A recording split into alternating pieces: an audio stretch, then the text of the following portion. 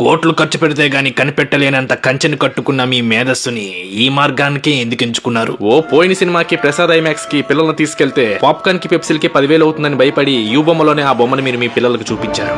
ఆ రోజు మీరు పడిన ఆనందాన్ని అందరి అరుగు దగ్గరికి అందించాలని ఈ మార్గాన్ని ఎంచుకున్నారు. You have my data. ఒకప్పుడు సింగిల్ థియేటర్ గల్లీకి ఒకటి ఉండేవి.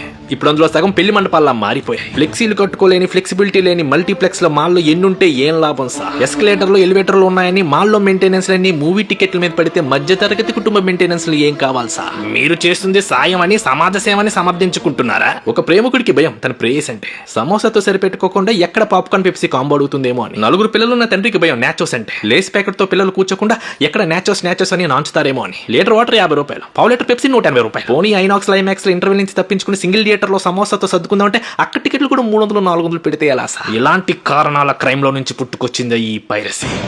ఎవడెవడు ఏ బొమ్మలో యూ బొమ్మలో చూసారో ఒకసారి గుర్తు తెచ్చుకోండి. సర్వర్లో మాయం చేసే మేము మీ డేటాని మా వశం చేసుకోగలమని గుర్తు పెట్టుకోండి. మమ్మల్ని లోపలేస్తే మా దగ్గర ఉన్న మీ డేటాని బయటేసి సరికొత్త బొమ్మని యూ బొమ్మలో పెట్టి ఊబిలోకి లాగేస్తానే విషయాన్ని అర్థం చేసుకోండి. నేను చేసింది నేరమే కావచ్చు, ఆ నేరానికి మీరు కూడా నేడని మర్చిపోకండి.